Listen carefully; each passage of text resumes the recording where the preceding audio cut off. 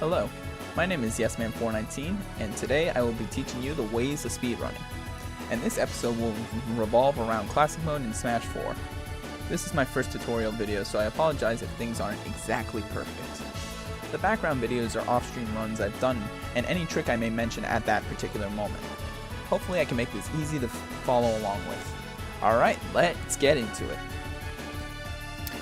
Classic Mode is the main single-player mode of all Smash Bros. Games.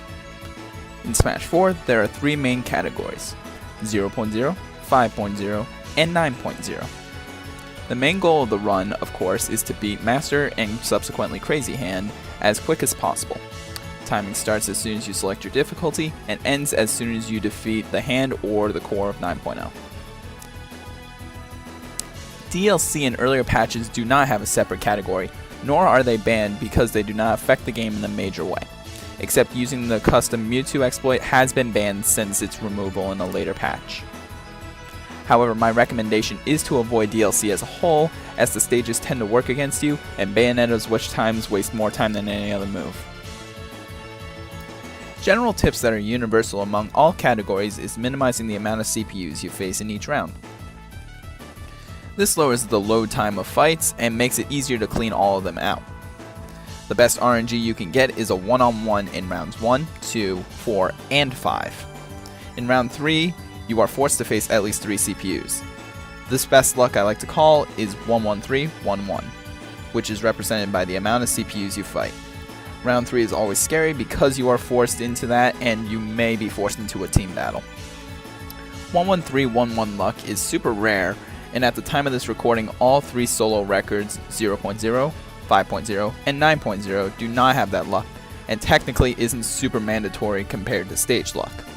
Stage luck is massive in all 3 categories, and I will go over those in a separate video.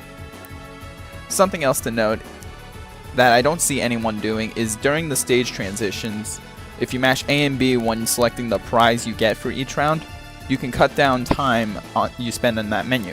From what I've seen, it's about a second per round, so you might save about 7 seconds.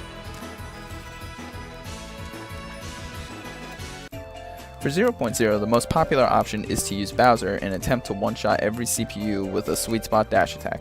Other options include using Luma's up tilt, Bowser Jr.'s dash attack, and Captain Falcon's Raptor Boost, aka Psybe. However, I'm going to focus on Bowser's dash attack because that is the most popular one and the one I feel is the best. Because of the easy CPUs and simple strategy of this category, this is one of the most optimized categories in this game and is way more optimized than 5.0 and 9.0. The best stages in 0.0, though it will be elaborated on in another video, avoid ceilings and spawning on platform. For dealing with intruders, you'll find that most of the time they will kill your run. But you can attempt a backup with the Bowser side on non-walk-offs, or just do your normal dash attack if they're a lighter character and the stage has a low top blast zone. Due to the optimized nature, losing time because star and screen KOs or being forced to do a team battle can kill many runs. For the 6th round, aka the Mii team, most moves will take out the Miis easily: dash attack, smashes, tilts, aerials. But the best way to take out Miis from what I've learned is to use up tilt on pretty much every single one that spawns, and if there's one that spawns far away from you, just run up and fair it. After this, you'll fight Master Hand. Master Hand has 110 HP, so my preferred strategy is to use 3 neutral airs and land every single one of those hits. Each neutral air does 24, 6% from 4 hits, which does a total of 72%. That leaves him at 38%, which I will use 2 back airs, which do 19 each, which does exactly 110.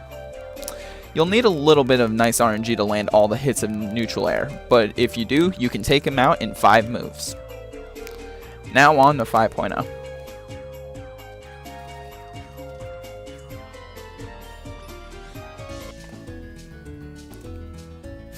Is often seen as the main category for Classic Mode, or at least according to speedrun.com it is. There is a link to the Smash 4 page in the description.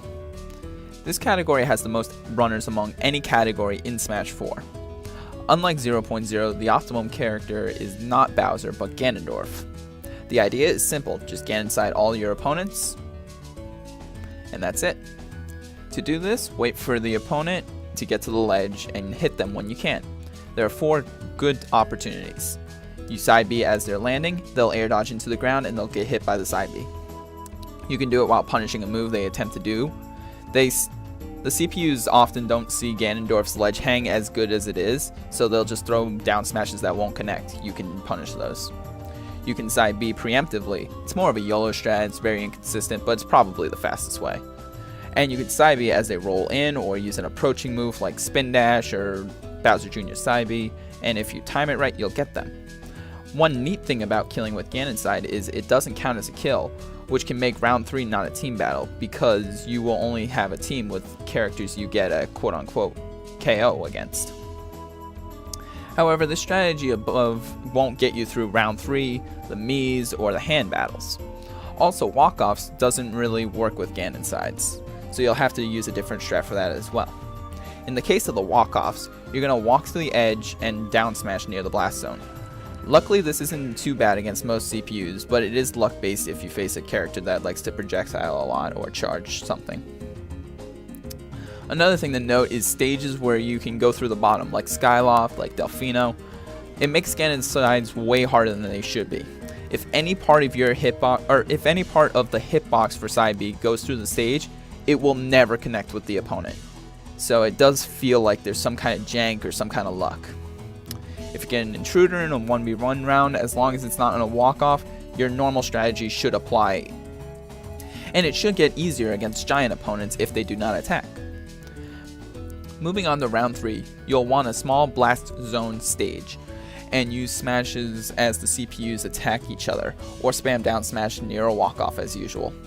But overall, round 3 is often the run killer and will be frustrating at first. Going to Mii team, the Miis will technically die in one hit to F-tilt, but they won't die if it goes across the stage. So you probably shouldn't do that. My particular method that I like to use is to dash attack all of them and then up air and back air any ones that land on a platform, depending on where they are. And finally you reach Master Hand, along with his left hand counterpart Crazy Hand. The main move here is up smash. At the beginning you'll want Master Hand to do his snap. If he does this, then up smash twice shield and then do 2 more up smashes. Since they share HP, you can target one and it won't die at 140, but more like 50 or 60 HP left. The fastest way to beat them though is to up smash both of them at the same time, since the damage will be doubled. The way you can get them to get hit at the same time is to lure one that wants to grab you and then just up smash both of them, or when Crazy Hand throws his fist into Master Hand's open hand. Then you can hit that there too.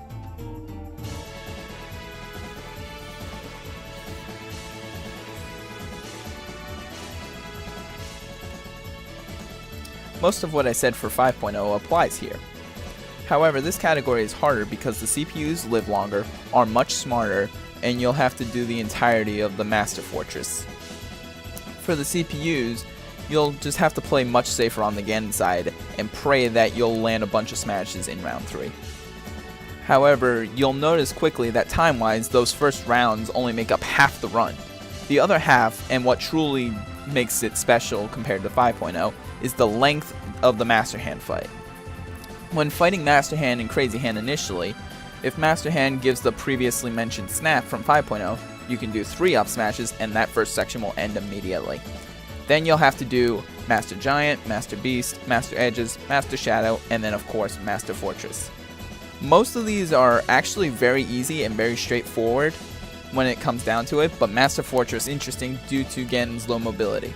But the first and third cores take about 30 damage, or 2 forward air or back airs, and the second one takes about 40%, which thankfully there's a platform that you can do 2 up smashes on.